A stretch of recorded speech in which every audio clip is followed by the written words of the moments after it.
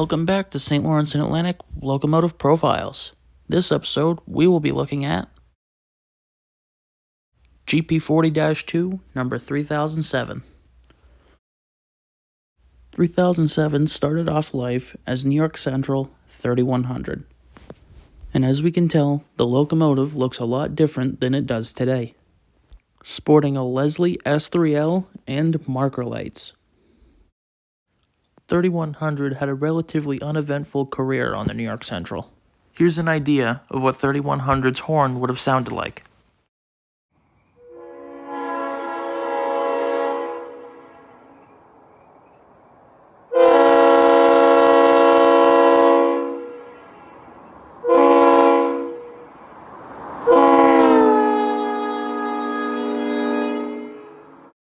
In 1968, the New York Central merged with the Pennsylvania Railroad to create Penn Central. The 3100 didn't change much between New York Central and Penn Central. The locomotive also retained its New York Central Leslie S3L.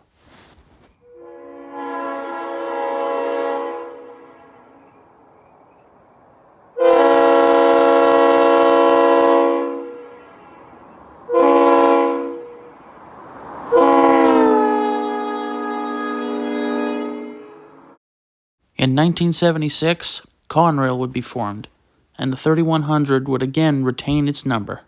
Although being on the Conrail roster, 3100 would never be painted blue. The reason for this is 3100 was put into a storage line in Silvis, Illinois in 1984. After sitting in Silvis for 2 years, 3100 was bought by the Kyle Railroad.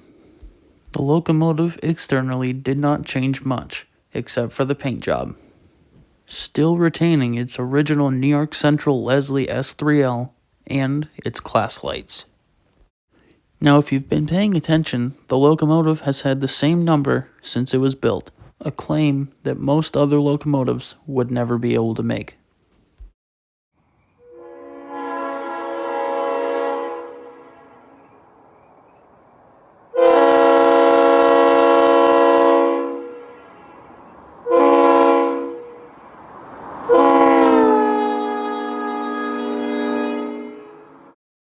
In 2000, the 3100 would be purchased by the Buffalo and Pittsburgh Railroad. Just over a decade later, the Kyle Railroad would also join Geneseo, Wyoming. In this photo, 3100 is sporting a Nathan P5, but this P5 actually started out life as a Nathan P3. Here's a sound clip of the P3.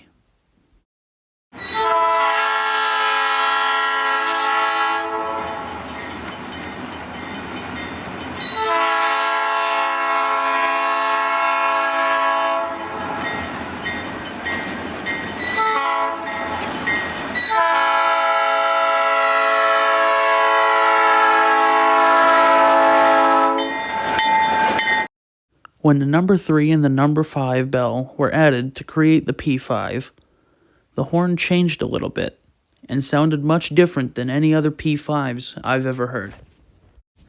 This horn would capture the mind of a few rail fans on the next railroad the locomotive would go to.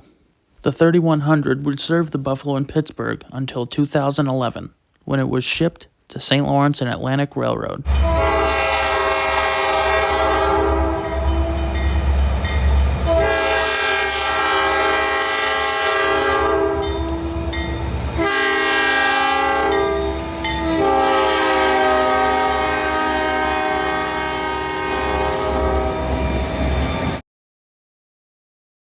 In a claim that only 3007 can make, the locomotive showed up to the railroad with technically the wrong number. When 3009 arrived on the property, the railroad realized there was a problem. They had a boxcar with this number.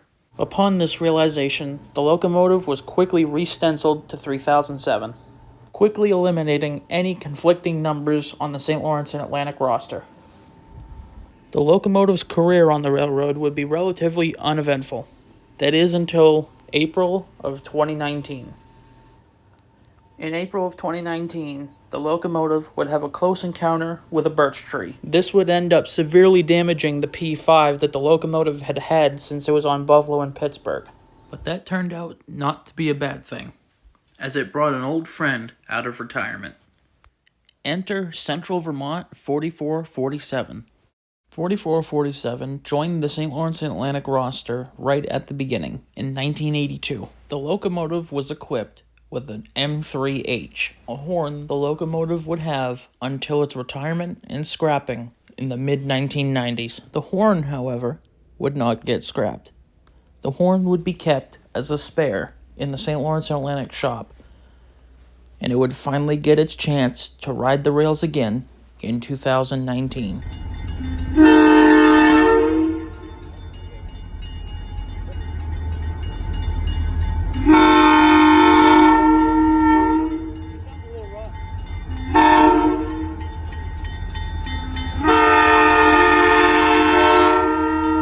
"3007 was now wearing 4447's M3H.